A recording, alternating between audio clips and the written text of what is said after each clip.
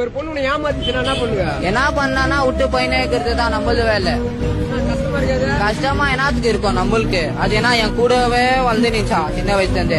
வீட்டுல குருங்க பத்தியே நம்ம யோசிக்கிறது இல்லையாமா, அந்த பொண்ணு பத்தி யோசிக்குவோமா நம்ம? அதுதான் நம்ம கேரக்டர்.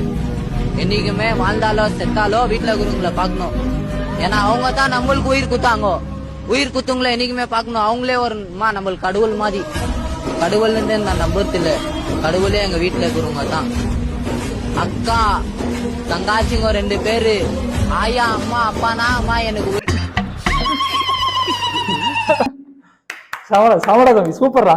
ஆனா இவனை பார்த்தா தமிழ் பையன் மாதிரி தெரியல. அவன் பேசுற லாங்குவேஜ் பார்த்தா ஆண்டவனை கூட பகைச்சிங்க. ஆனா அப்பா அம்மாவை பகைச்சிக்காதீங்க. அது ஆணா இருக்கட்டும் பொண்ணா இருக்கட்டும். இன்ஸ்டாகிராம்ல இருந்து எனக்கு ஒரு நல்ல பேர் வைங்கப்பா. பேரு ஒரு நல்ல பேரா வைங்க பார்க்கலாம். நல்ல நல்ல நல்ல பேரா இருக்கணும். அதுக்குன்னு கெட்ட காரத்தை எல்லாம் கமெண்ட் பண்ணாதீங்க பிரதர். இவ்வளவு வயசாகுது இன்னும் உனக்கு பேர் வைக்கல? சரி நீ கேக்குறிய இன்ஸ்டாகிராம்ல கேட்ப யாருன்னா பேர் வைங்களான்ட்டு. அவங்கள பத்தி தெரிஞ்சே பேர் சொல்லி கேக்குற பத்தியா?